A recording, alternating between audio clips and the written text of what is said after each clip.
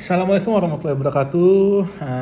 Perkenalkan, nama saya Raffi Putra Muharrama dengan nomor induk mahasiswa yaitu 231091112030 dari PSKPS Angkatan 2023. Jadi ini saya buat video ini berdasarkan tugas yang diberikan oleh Dr. Oski Leandri dalam rangka PAT blok fungsi normal muskuloskeletal seperti itu.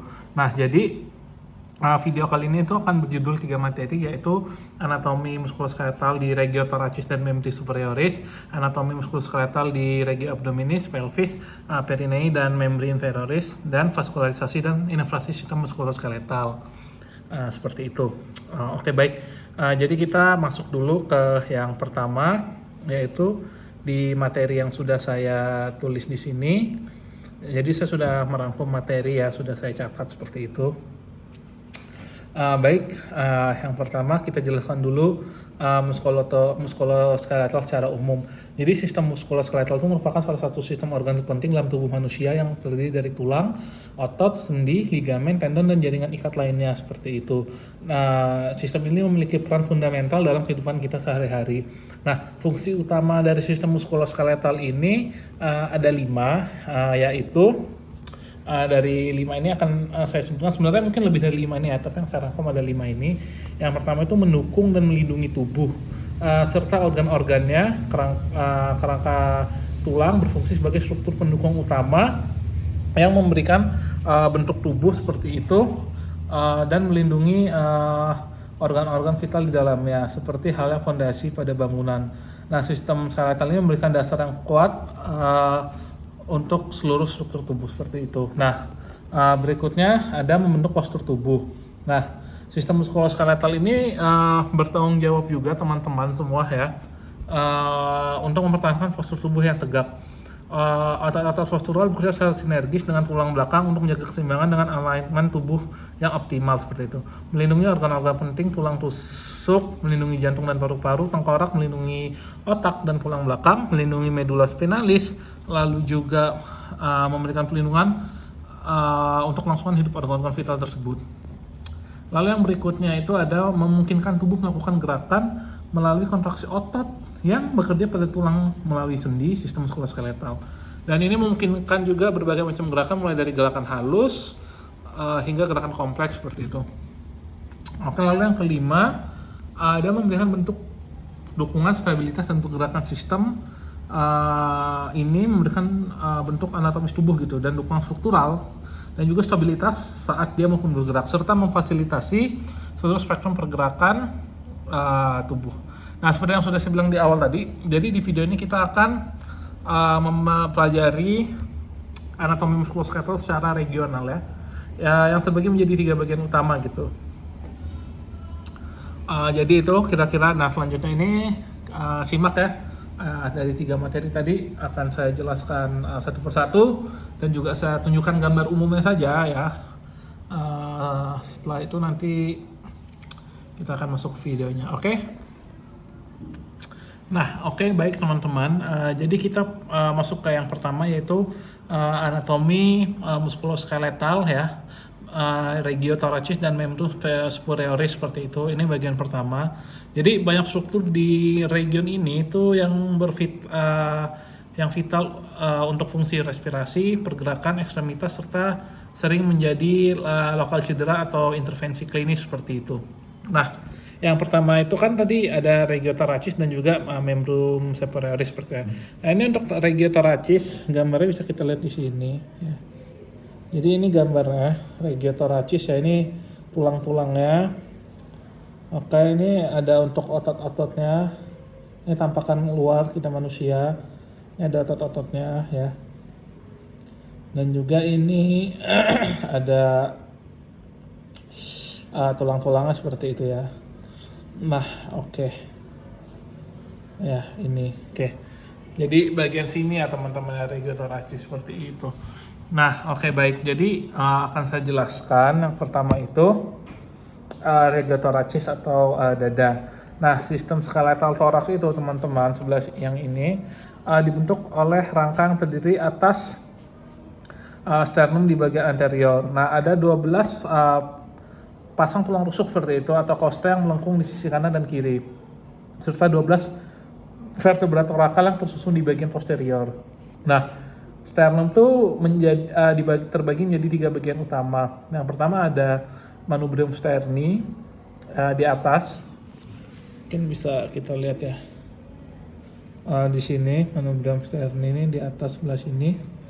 Nah, di situ tuh terdapat istilah incisura jugularis seperti itu, yang bisa diraba di leher anterior pada sisi lateral manubrium. Nah, terdapat incisura clavicularis ini terdapat tempat di tengah clavicula dan membentuk sendi yaitu sternoclavicula. Jadi di bagian sini ya teman-teman ya, mungkin bisa dirasakan sendiri. Lalu yang selanjutnya kita bergerak lagi ke korpus atau sterni atau badan. Terletak di tengah dengan garis fusion yang disebut linea sternalis seperti itu. Di sini tuh melekat cartilago costalis dari costa 2 sampai costa ke-7 seperti itu. Lalu ada processus hypoideus ya di tengah sini. Sini ya. Kalau di gambar nih mungkin bisa dilihat tuh di tengah sini ya. Oke, nah itu tuh ujung bawah ya, jadi dia tuh seringkali menjadi orientasi dalam prosedur medis seperti CPR atau RJP, resusitasi jantung paru seperti itu. Nah, lalu kita masuk ke part berikutnya, yaitu ada coste atau tulang rusuk. Nah, tulang rusuk itu dibedakan menjadi true ribs 1-7. Ya, ini bisa kita lihat gambar tulang rusuk ya di sini. Ya, oke. 1-7 itu melekat langsung ke sternum melalui cartilago costalis gitu. Lalu ada false rib 8-10 melekat secara tidak langsung melalui sambungan cartilago rusuk di atasnya seperti itu. Jadi yang 1-7 tadi seperti itu ya. Lalu ada floating ribs itu dia 11-12, dia itu tidak memiliki hubungan anterior ke sternum, hanya melekat pada vertebra torakal seperti itu. Jadi ada 1-12 itu dibagi lagi menjadi 3 ada true ribs, false rib, dan floating ribs dengan penjelasan-penjelasan yang tadi sudah saya berikan penjelasan seperti itu ya.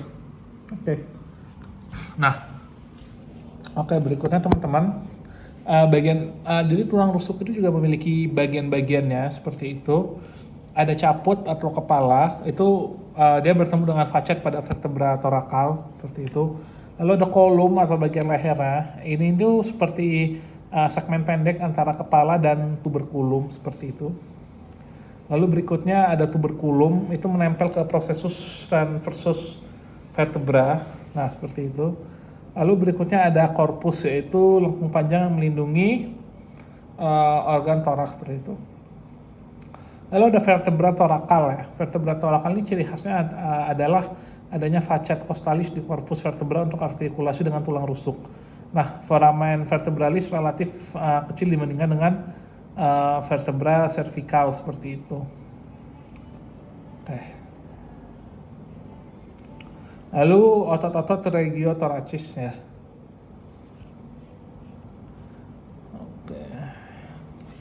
Lalu mungkin bisa teman-teman YouTube lihat di sebelah sini. Ini cukup lengkap ya otot-ototnya yang di bagian toraks. Ini yang kalau tampakan normal dari luar kita bisa lihat kasat mata. Ini yang layer berikutnya gitu ya, dalam bagian otot-ototnya. Oke. Ada banyak sekali otot-otot di sini, akan saya coba jelaskan ya. Oke. Nah, jadi otot-otot di regiotoracis, otot di torak ini tidak hanya berperan pada pergerakan dada saat pernafasan, tapi juga melindungi organ vital. Jadi otot-otot ini bukan otot biasanya berperan pada pergerakan seperti itu ya. Nah, tapi kita di sini otot-otot ini itu dia berperan pada melindungi organ-organ vital, karena di toraks memang ada banyak organ vital ya, seperti jantung dan paru-paru yang utama gitu ya. Nah, yang pertama itu ada origo, pars clavicularis atau clavicula, pars sternocostalis, sternum dan cartilago costalis 1-6. Pars abdominalis, rectus sheath seperti itu. Ini yang pectoralis mayor yang paling gede, paling luar gitu, mayor ya dia ya. Lalu ada bagian berikutnya ada insertio. Insertio-nya itu di crista tuberculi majoris humeri seperti itu. Fungsinya dari M pectoralis mayor ini itu untuk adduksi, rotasi internal dan fleksi humerus seperti itu ya. Lalu untuk inervasinya itu ada di nervus pectoralis, lateralis dan medialis. Jadi syaraf yang menginervasi gitu ya, menginervasi dari otot-otot tadi itu ada nervus pectoralis, lateralis dan juga medialis seperti itu teman-teman. Nah lalu berikutnya ada klinisnya ya, ini kita bahas klinisnya dikit. Nah cedera otot ini sering ditemukan pada atlet olahraga pada saat melakukan bench press. Jadi bench press itu gerakan seperti kita mengangkat beban ya dari atas gini. Itu emang kita mengandalkan dan melatih pectoralis major kita gitu sebenarnya teman-teman ya. Karena itu sangat berdampak seperti itu ya, otot pectoralis majornya. Nah jadi disitulah biasanya kalau overweight, maksudnya overweight kelebihan beban ya pada beban yang diangkat itu ya bisa menyebabkan cedera pada otot pectoralis major tersebut seperti itu. Nah setelah pectoralis major, kalau ada major berarti ada minor ya, benar ada minor seperti itu. Nah untuk musculus pectoralis minor ini, jadi untuk origo dari otot ini itu ada di costa 3 sampai 5 dekat cartilago seperti itu. Lalu untuk insersio dari prosesus untuk insersionya itu di prosesus coracoideus scapula. Itu untuk insersio dari otot ini ya. Teman-teman bisa lihat ya gambar di sini ya. Ya, di sini. Ada gambar-gambar otot ini ya, jelas sekali. Ada major, pectoralis minor, ada juga nanti serratus anterior. Oke, lanjut lagi saya jelaskan ya. Nah, tadi insersionya itu kan di prosesus coracoideus scapula seperti itu. Lalu untuk fungsi dari musculus pectoralis minor ini, yaitu adalah untuk menarik scapula ke bawah dan ke depan seperti itu. Jadi, ya seperti ini. Gitu kan. Nah, itulah fungsi itu yang tadi yang saya gunakan adalah musculus pectoralis minor. Nah, seperti itu. Berikutnya di regiotorax itu ada musculus serratus anterior. Origonya ada di costa 1 sampai costa 9 ya, di origonya ya costa 1 sampai 9. Sedangkan di costa ada 12 seperti itu ya. Nah, untuk insersionya teman-teman itu ada di marginal medial scapula. Ya, sekali lagi untuk insersionya ada di marginal medial scapula. Apa sih fungsi dari musculus serratus anterior ini gitu loh?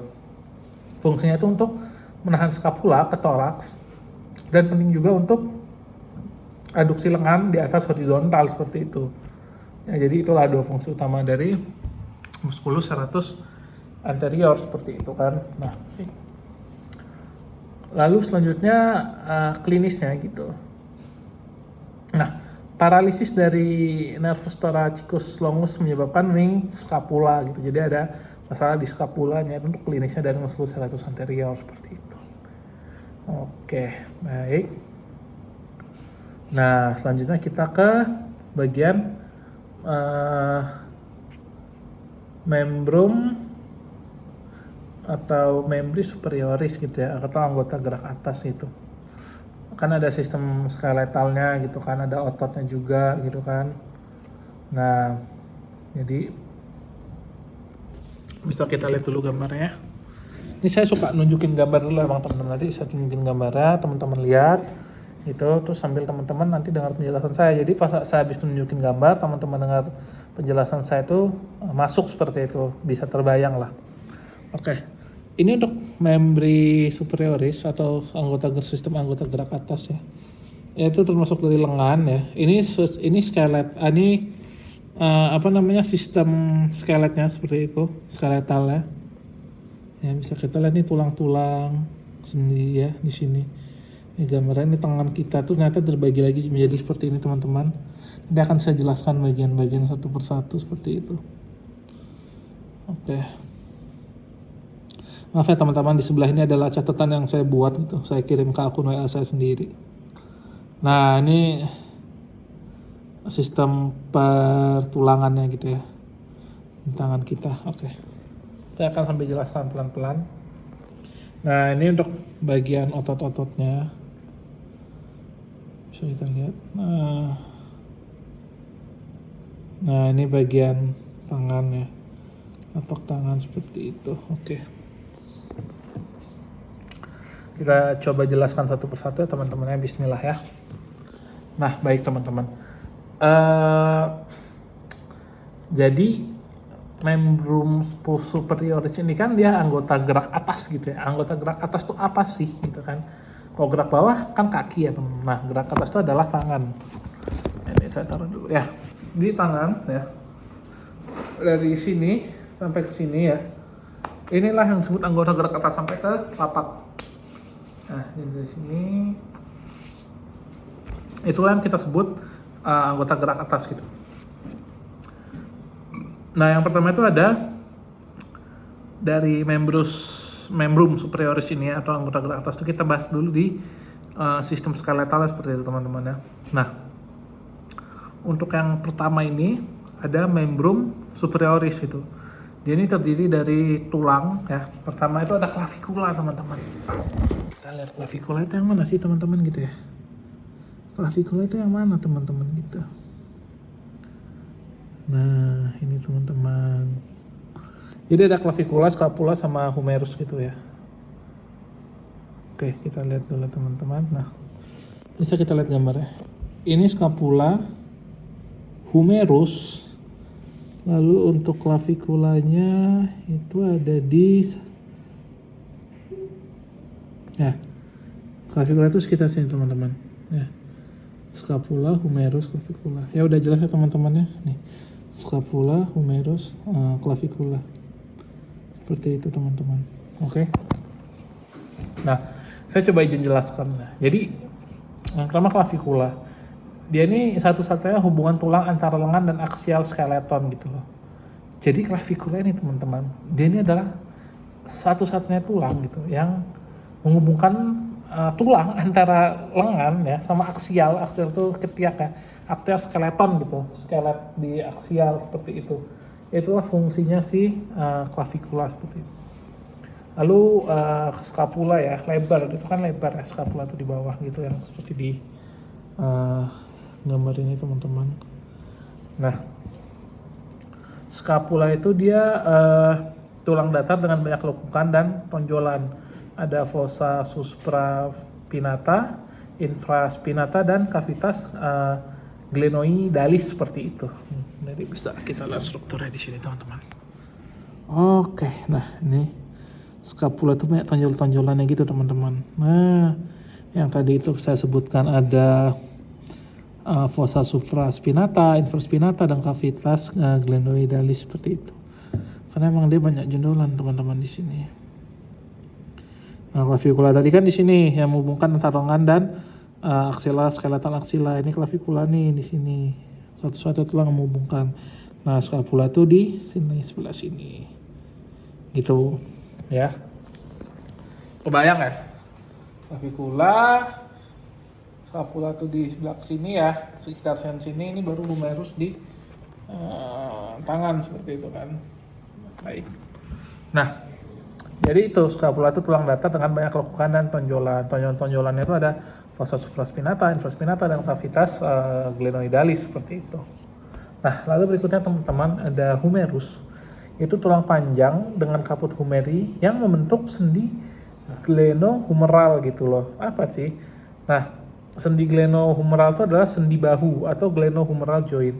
Sendi bola dan soket dengan pergerakan sangat luas. Stabilitasnya dibantu oleh otot rotator cuff supraspinatus, infraspinatus, teres minor, dan subscapularis atau SITS, singkatan dari 4 tadi itu. Ya ini udah di sekitar sini semua teman-teman ya. Nih di sekitar ini humerus ya. Nah, dia untuk tadi itu otot-ototnya itu. Nah, ini mungkin bisa dilihat otot-ototnya ya. Seperti itu. Nah, baik. Jadi humerus kan tulang panjang gitu loh dengan kaput humeri tadi. Jadi humerus tuh teman-teman ya. Humerus itu biar teman-teman kebayang tuh dari sinilah mungkin ya, kan ini clavicula. Dari sini sampai ke sini gitu. Itu humerus seperti itu. Terus saya itu tadi dia bentuk sendi-sendi glenohumeral gitu, join sendi bawah tuh sendi join yang apa? Ini bisa tangan kita ini bisa bergerak kemana-mana gitu loh, bebas. Nah, Itulah sendi yang dibentuk seperti itu. Yang tadi ada SITS itu ya, ada stabilitas itu dibantu oleh otot rotator cuff itu, ada supraspinatus, infraspinatus, teres minor, dan subscapularis seperti itu. Oke. Kita bergerak ke otot-otot superioris lengan atas seperti itu teman-teman ya. Oke, balik lagi teman-teman, sorry tadi terpotong dikit. Kita lanjut ke otot-otot di membran superioris atau lengan atas gitu. Kita cari dulu gambarnya. Itu di tulang-tulangnya ya. Nah, tadi ada tulang-tulangnya teman-teman yang humerus dan sebagainya itu. Ini maaf ada cahaya ya. Nah, ini dia teman-teman. Kayak bisa kelihatan ya. Seperti itu teman-teman. Nah, terus kita lanjut ke apa namanya? Otot atau ya otot ya, muskulus ya. Muskulus ya. Ada otot membran superioris atau otot lengan atas gitu. Yang pertama itu ada di anterior compartment, itu ada M bicep brachii ya, M bicep brachii. Fungsinya itu untuk fleksi siku dan supinasi lengan bawah. Ini ya, nggak kelihatan deh dia ya di sini teman-teman ya, nih. Jadi di bagian sini bicepnya, bicep brachii ya. Nah, seperti itu. Fleksi siku dan supinasi lengan bawah. Nah, lalu yang berikutnya ada musculus brachialis. Itu untuk fleksi siku, bekerja sama dengan si bicep tadi. Musculus brachialis itu gambarnya teman-teman ya. Ya, ada sekitaran sini ya. Musculus brachialis seperti itu. Di sekitar sini teman-teman ya, ini musculus brachialis itu sekitar sini. Nah, dia itu untuk fleksi siku, bekerja sama dengan si bicep tadi seperti itu. Lalu ada musculus cora brachialis ya. Musculus cora brachialis itu aduksi, fleksi, dan bahu. Lalu ada di posterior compartment itu ada M tricep brachii ya, tricep brachii. Ini gambarnya tricep. Jadi gini, ini bicep, nah ini tricep, seperti itu. Bicep, tricep, tricep bawah, bicep atas. Ya itu, mudah mengingatnya seperti itu. Nah, apa sih fungsi dari musculus tricep brachii ini? Nah, musculus tricep brachii ini fungsinya itu untuk ekstensi siku lengan bawah gitu. Nah, lalu berikutnya ada itu kan ada tadi anterior compartment, posterior compartment. Terus selanjutnya kita masuk ke lengan bawah. Ini tuh lengan atas teman-teman ya. Bicep, tricep, lengan atas dia. Ini lengan bawah masuknya. Nah, untuk anterior compartment atau yang bagian depan itu ada otot flexor, yaitu seperti flexor carpi, radialis, palmaris longus, flexor digitorum, superficialis atau profundus.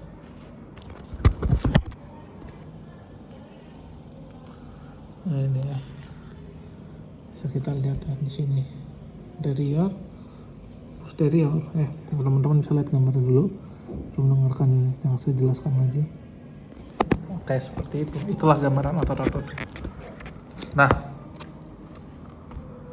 di antara kompartemen itu kan ada otot flexor ya, flexor carpi, radialis, palmaris longus, dan flexor digitorum, superficialis atau profundus. Lalu di posterior atau bagian belakang seperti itu ada otot extensor. Jadi kalau di antara itu flexor, kalau di posterior itu extensor ya, kalau di lengan bawah itu. Jadi extensor digitorum, extensor carpi, ulnaris atau radialis seperti itu.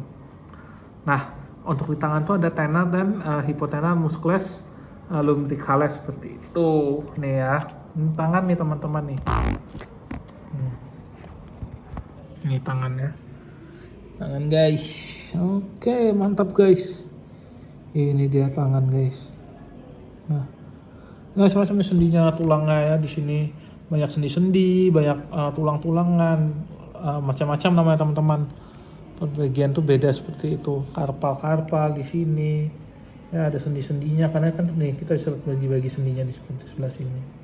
Itu tadi ya, di bagian tangan tuh ada tena dan hipotena muscle, lumbricalis dan interosseus seperti itu teman-teman.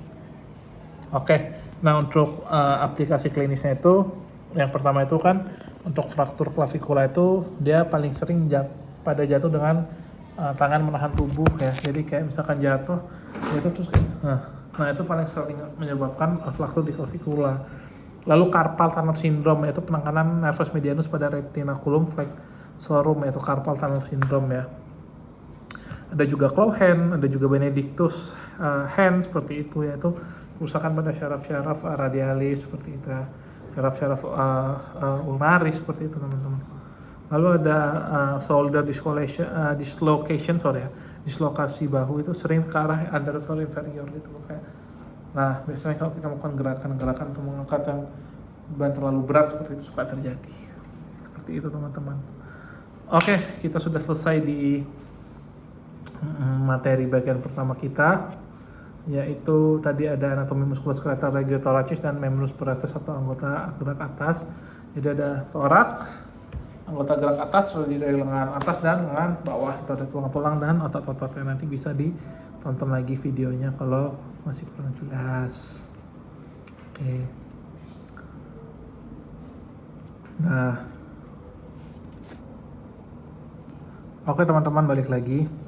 Jadi yang di materi kedua atau bagian kedua ini kita akan jelaskan anatomi muskuloskeletal regio abdominis ya, perut, pelvis, panggul ke bawah, perineum dan membran inferioris. Apa membran inferioris itu? Membran inferioris adalah anggota bagian anggota gerak bawah gitu ya. Jadi kaki ke bawah seperti itu. Nah, jadi saya jelaskan dulu secara umum ya. Ini bisa saya tunjukkan dulu review gambar keseluruhannya. Nah, ini ya, ini abdominis. Bisa dilihat otot-ototnya ya, bagian perut ya, tulang-tulang yang membentuk. Lalu ini pelvis dan perineum ya. Oke. Nah, ini membran inferioris atau anggota tubuh bagian gerak bawah. Lalu ini membran inferioris lagi, tulang-tulang. Ini juga sampai bagian telapak kaki seperti itu ya. Nah, teman-teman bisa lihat. Oke, ini otot-ototnya yang ada di bagian kaki kita. Bisa dilihat ya. Oke. Jadi seperti itu. Akan saya coba jelaskan ya teman-teman ya. Oke, baik teman-teman. Ya, jadi yang pertama itu di regio abdominis, pelvis ini berdasarkan catatan yang telah saya ringkas saya rangkum gitu.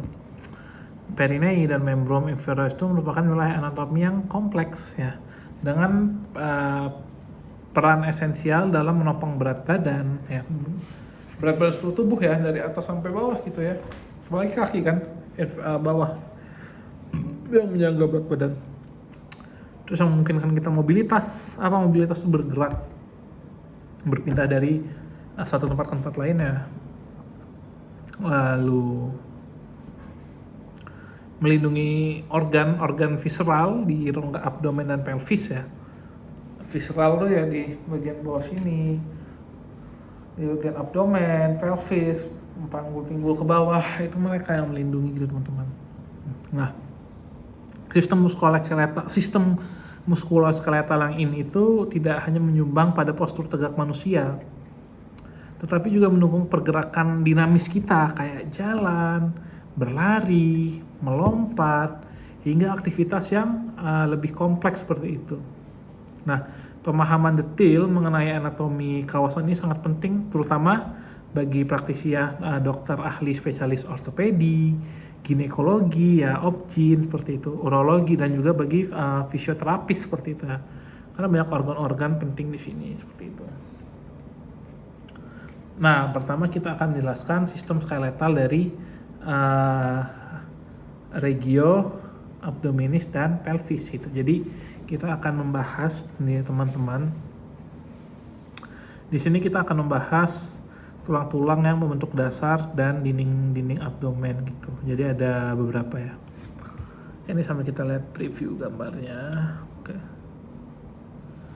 Oke teman-teman, mungkin gambarnya sumbernya cuma dikit ya gambarnya di sini. Oke, mungkin teman-teman bisa melihat gambarnya. Ya. Ini untuk rongga abdominisnya. Ini penyangga-penyangganya, otot-otot yang melindungi dan membentuk nyangga. Lalu ada pelvis dan perineum ini ya. Bisa kita lihat di sini. Nih. Oke.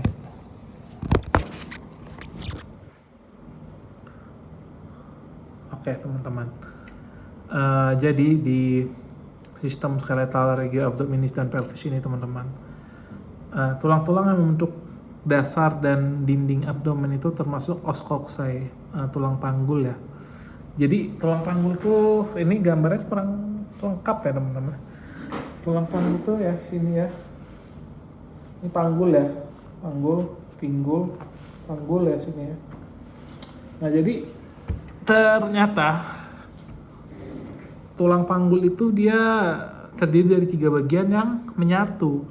Ada ilium, ischium, dan pubis ya. Ilium, ischium, dan pubis. Itulah os coxae atau tulang panggul. Jadi dia itu terdiri dari 3 bagian yang menyatu menjadi satu. Gitu ada ilium, ischium, dan pubis. Seperti itu. Oke, gambarnya kurang lengkap ya. Nah teman-teman, seperti itu. Tulang panggul ini cukup penting dan vital ya teman-teman, karena menopang tubuh juga gitu loh. Dan dia bahkan dari 3 bagian yang menyatu, ada ilium, ischium, dan pubis.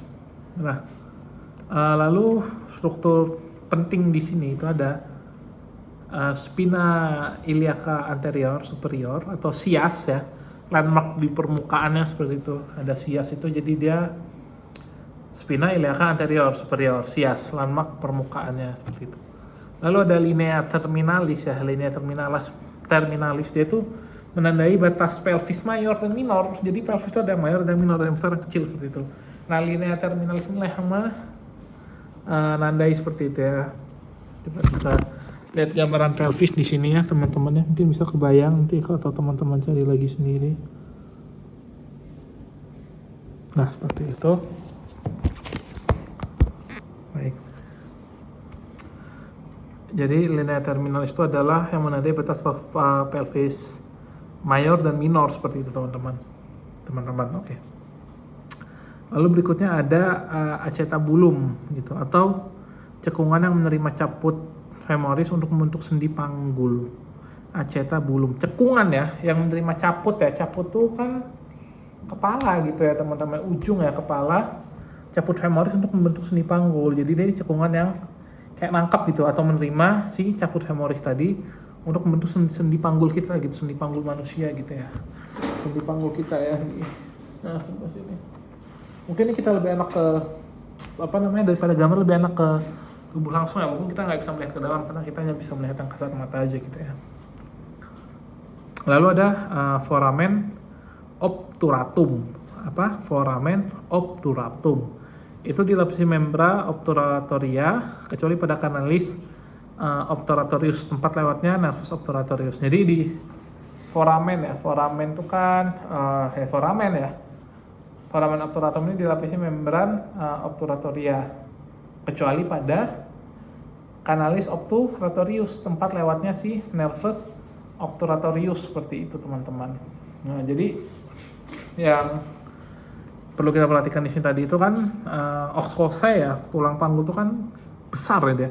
Bahkan terdiri dari 3 bagian itu menyatu, yaitu ada ilium, ischium, dan pubis. Nah struktur pentingnya tadi ada sias, spina iliaca anterior superior, dia landmark permukaan, lalu ada linea terminalis yaitu menandai batas pelvis mayor dan minor, lalu ada acetabulum yaitu cekungan yang menerima caput femoris untuk membentuk sendi panggul kita gitu, lalu ada foramen obturatum dilapisi membran obturatoria kecuali pada kanalis obturatorius tempat lewatnya nervus obturatorius gitu, ada pengecualiannya di situ. Nah, kita lanjut ke yang berikutnya yaitu ada os sacrum dan os coccygeus. Os sacrum dan os coccygeus. Nah, itu adalah menyokong kolom vertebral di atasnya membentuk bagian posterior pelvis ya. Dorsal pelvis ya teman-teman ya. Jadi letak mereka itu adalah di sekitar sini. Maaf ya teman-teman, di sekitar sini ya. Di bagian pelvis ya. Sudah di bagian bawah sini. Os sacrum dan os coccygeus ya di sini. Sudah agak di sini teman-teman, kita tunjukkan ya teman-teman, sudah berada agak di bagian sebelah sini seperti itu ya, sini teman-teman. Nah, itulah tadi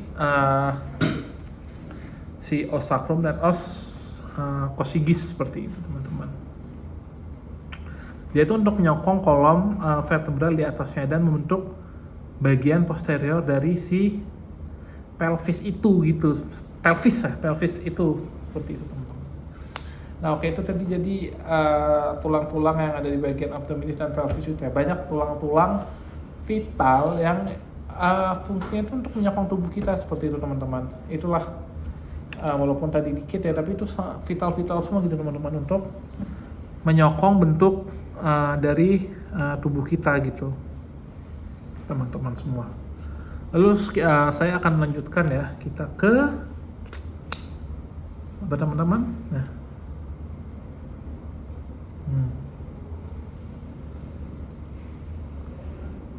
oke. Nah, ya. Ini ada gambarnya.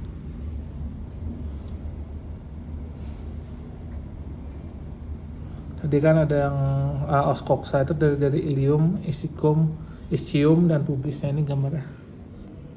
Yang merah-merah ini tampak medial, tampak lateral ya teman-teman.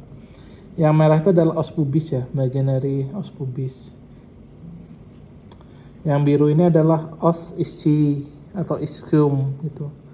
Nah, yang kuning ini ada os ili atau ileum. Nah, dan os coccyx itu ini semua. Inilah yang disebut os coccyx dari tadi saya jelaskan teman-teman. 3 ini ya. Nah, ini semua yang disebut dengan os coccyx seperti itu teman-teman. Ya. Jadi gabungan dari os ileum atau ili, os ischium atau ischi dan os pubis. Os pubis, os ischi atau ischium dan os ili atau ileum. Nah, ilium. Semua ini disebut os coccyx, tulang panggul. Nah, inilah tulang panggul itu teman-teman. Tulang panggul kita itu seperti ini teman-teman, bisa lihat ya. Struktur gabungan dari 3 tulang ya teman-teman ya. Oke. Masya Allah tabarakallah sekali emang ya. Masya Allah tabarakallah, seperti itu teman-teman. Oke, nah teman-teman, berikutnya kita lanjut ke membrum inferioris, yaitu ada femur. Apa sih femur itu teman-teman? Seperti itu kan?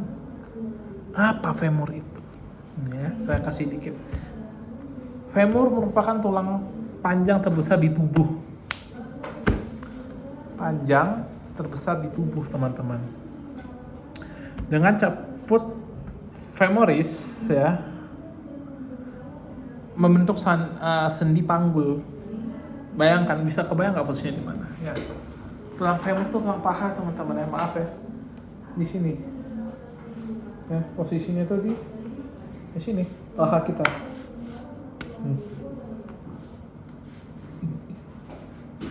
Itu femur, tulang paha. Mana kak gambarnya kak, mana bro gambarnya bro gitu kan ya. Gambarnya mana sih, pengen lihat gitu. Oke, kita kasih lihat brother, sabar. Oke, ya, nih kita kasih lihat. Ini femur, ya, tulang terbesar dan terpanjang tubuh manusia itu seperti ini. Inilah femur yang bisa kita lihat. Ada caputnya, habis itu ada badannya, ada kolom-kolomnya gitu, ada linea gitu ya. Inilah femur, caput, kolom, linea, seperti itu kan teman-teman. Lehernya ada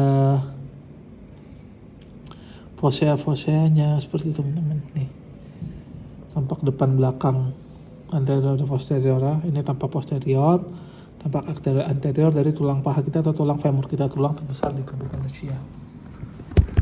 Nah, dia itu untuk sendi panggul teman-teman ya. Jadi karena dia di sini nih, sampai di sini sampai sini. Dia akhirnya membentuk sendi panggul seperti itu teman-teman. Kolom femoris sering menjadi lokus cedera pada populasi geriatri. Nah, jadi memang pada pasien-pasien geriatri seperti itu ya, atau pasien-pasien lanjut usia, kolom femoris ini sering menjadi lokus cedera pada populasi geriatri tadi gitu. Betul ya. Itu ada kaputnya, atasnya, bawahnya ada lateral epikondil, lateral kondil gitu ya teman-teman ya. Ini teman-teman gambarnya kondil-kondilnya. Ini garis-garis merah seperti itu. Ini badannya, body seperti itu. Itu yang tadi WA itu catatan saya teman-teman ya. Karena saya merangkum dulu sebelum buat video ini, kita rangkum dulu biar enak jelasinnya ke teman-teman. Oke. Setelah dari tulang paha ya, dalam bahasa awam kan ada paha, lalu kita turun ke tulang kering dan tulang betis seperti teman-teman ya. Jadi setelah ada di tulang paha, di femur, kita turun ke tulang betis seperti itu teman-teman ya. Bukan tulang betis, bagian betis dan tulang kering lah, itu bahasa awamnya kita sebut situ. Kita sebut seperti itu. Tapi ada apa di situ ya? Baik. Jadi setelah femur yang merupakan tulang terbesar ya di tubuh manusia, itu ada tibia dan fibula. Apa itu tibia? Apa itu fibula? Gitu kan? Pasti teman-teman bertanya-tanya. Gitu. Jadi saya berdiri saja ya.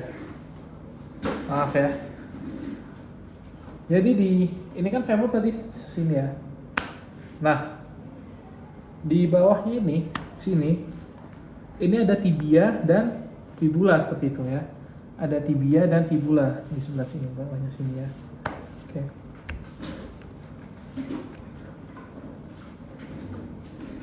Baik, ada tibia dan fibula teman-teman. Oke. Nah, teman-teman semua, tibia itu dia ini adalah yang menopang beban utama kita. Sedangkan fibula dia itu berperan sebagai tempat insersi otot dan stabilisasi pergelangan kaki. Nah, sudah bisa mulai dapat poinnya teman-teman ya. Biar teman-teman nggak bingung dan nerawang ya, kita kasih aja gambaran langsung.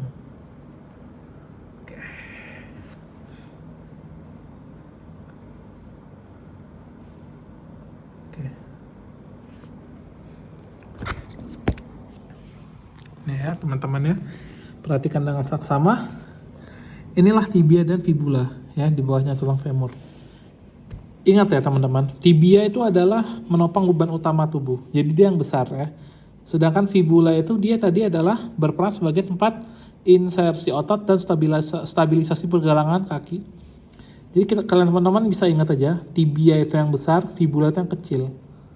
Ya, jadi sebenarnya si fibula ini seperti menempel pada tibia seperti itu teman-teman. Ini bagian-bagiannya ada incherosus border, seperti itu ada apexnya, ada kepalanya, ada lehernya, seperti itu. Ada posterior border gitu ya. Jadi yang besar tibia, yang kecil fibula, besar tibula, kecil fibula, besar tibia, kecil fibula, besar tibia, kecil fibula, kecil fibula, tibia besar ya. Jadi pokoknya tibia itu yang besar, fibula yang kecil, karena tadi tibia itu menopang beban utama tubuh kita seperti itu. Sedangkan fibula itu dia tempat insersi otot dan stabilisasi pergelangan kaki ya. Jadi memang kenapa lah yang besar itu adalah tibia, karena dia menopang beban utama ya. Teman-teman bisa lihat sekali lagi kalau belum jelas. Tibia yang besar menopang beban utama, fibula yang kecil. Tibia yang besar, fibula yang kecil, seperti itu. Nah, oke. Baik teman-teman semua, ini tadi udah saya lihatkan ya anterior dan posterior. Ini sekali lagi kalau kurang jelas, maaf. Nih ya, kalau kurang jelas. Oke.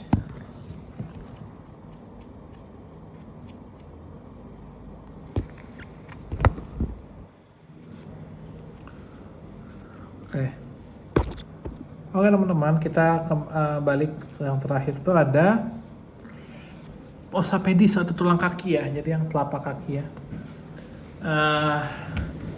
Telapak kaki kita yang ini, maaf ya teman-teman ya. Nih ya, sebelah sini ya.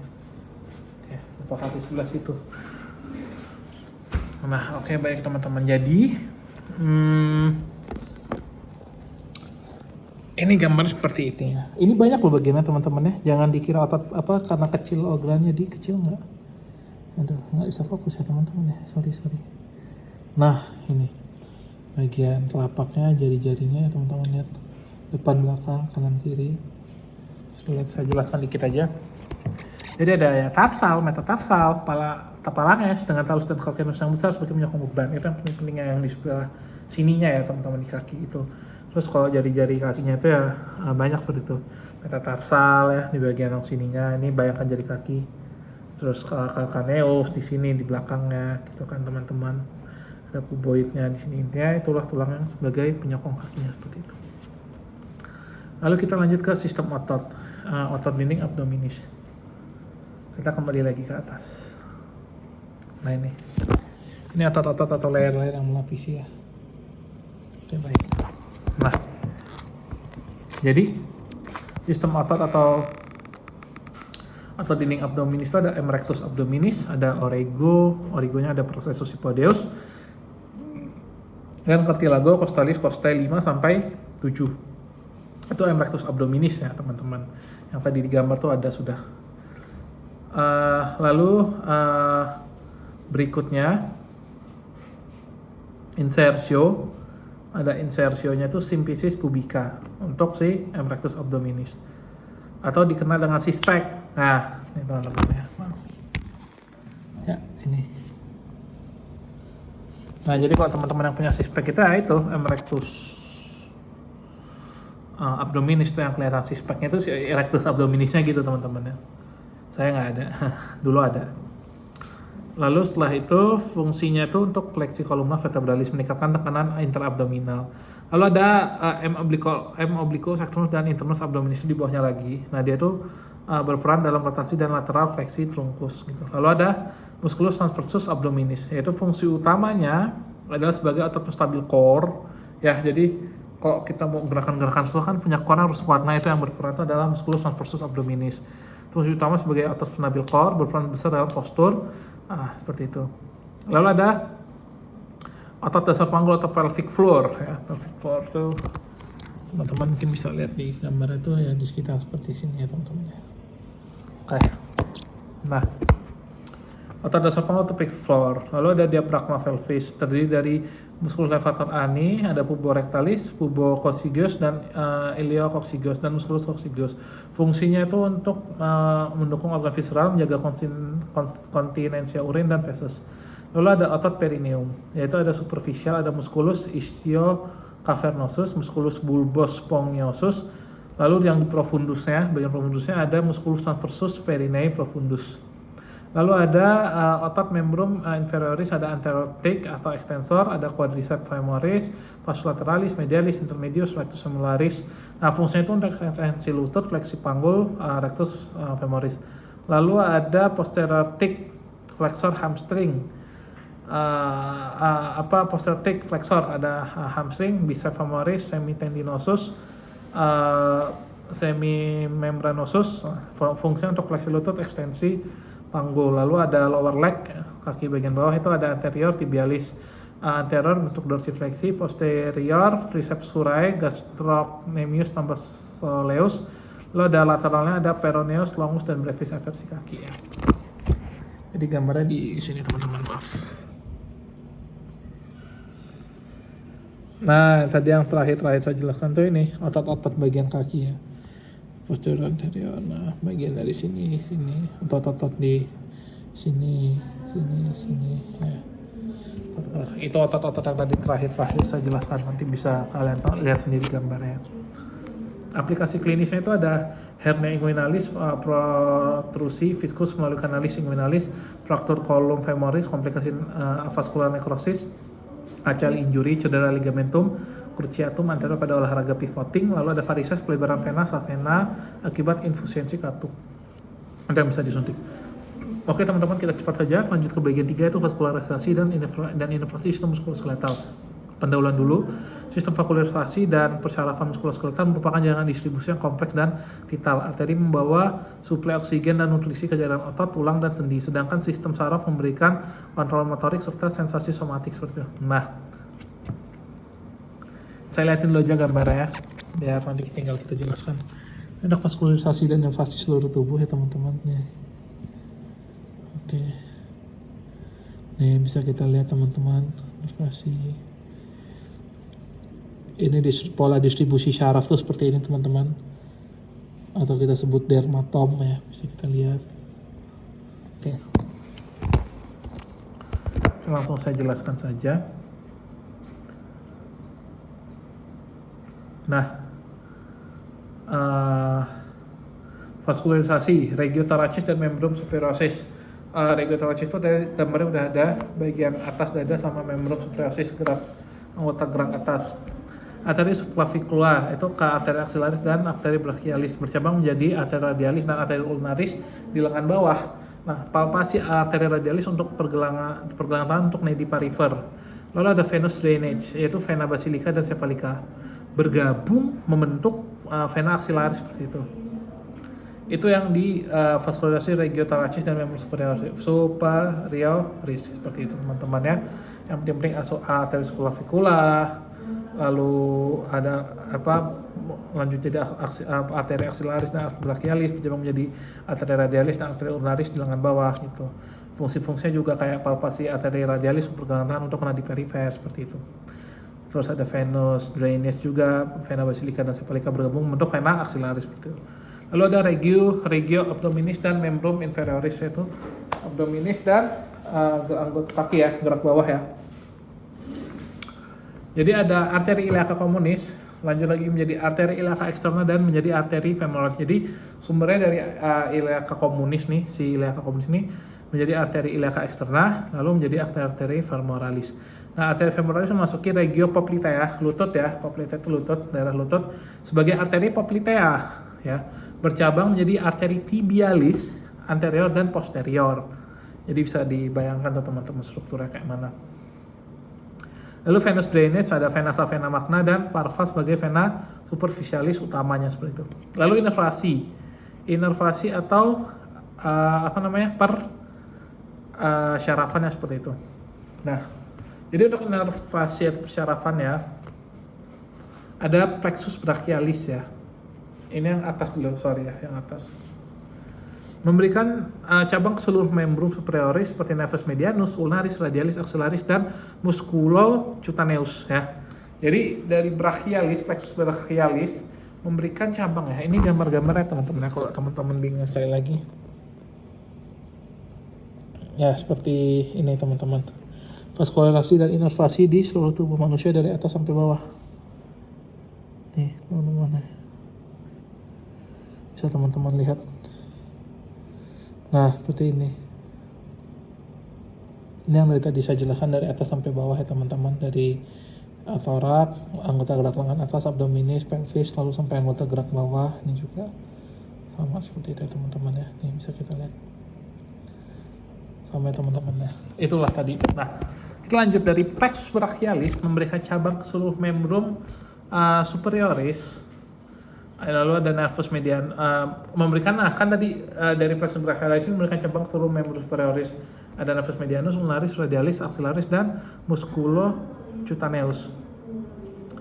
Cedera klinis yang sering dirasakan tuh rice drop, cedera nervus radialis ya, seperti ini. Claw hand seperti ini, cedera nervus ulnaris ya. Sama ada Benedictus hand itu seingat saya nervus medianus atau apa ya, saya lupa lah. Pokoknya ada juga claw hand gitu. Bukan claw hand, Benedictus hand gitu. Pops, kayak tangan paus memberkati gitu ya. Lalu yang bawah, anggota bagian gerak bawah itu ada plexus lumbosacralis. Nah, nervus femoralis yang di paha ya, dari nervus femoralis anterior aortic paha gitu ya, nervus obturatorius untuk aduktor, nervus ischiadicus untuk posterior aortic dan seluruh tungkai bawah. Jadi untuk yang bawah itu ada pertama dari plexus lumbosacralis itu dari nervus femoralis anterior aortic ke nervus obturatorius aduktor, nervus ischiadicus posterior aortic dan seluruh tungkai bawah gitu cedera. Nah, cedera klinisnya biasanya foot drop, cedera nervus peroneus communis ya, kakinya mohon maaf lumpuh gitu, tidak bisa dipakai. Nah, aplikasi klinisnya itu sindrom kompartemen, iskemia jaringan otot karena tekanan intrakompartemen meningkat. Lalu ada cedera nervus ischiadicus pada fraktur pelvis juga bisa. Lalu stenosis arteri poplitea menyebabkan claudicatio intermittent. Nah, itu untuk vaskularisasi dan intravasi. Yang gambarnya bisa dilihat sekali lagi. Oke. Lalu kita berlanjut ke dermatom atau pola distribusi nervorum. Bisa kita lihat ya gambarnya dengan jelas. Oke, kalau sudah saya akan jelaskan. Nah, dermatom pola distribusi nervorum. Dermatom adalah arak kutis kulit yang diinvasi oleh serat besar sensorik dari radix posterior nervi spinalis, akar posterior saraf spinal tunggal. Istilah dermatom berasal dari bahasa Yunani, artinya derma atau kulit, dan tome potongan, yang merujuk pada potongan kulit. Nah, yang terhubung ke setiap segmen saraf. Setiap saraf spinal keluar melalui foramen intervertebrale pada tingkat vertebra tertentu, seperti itu teman-teman. Mereka diberi label dengan huruf mewakili regio columna vertebralis atau tulang belakang. C. cervicalis, regio cervical. T. thoracicus, regio thoracicus. L. lumbalis, regio lumbalis. S. sacralis, regio sacralis.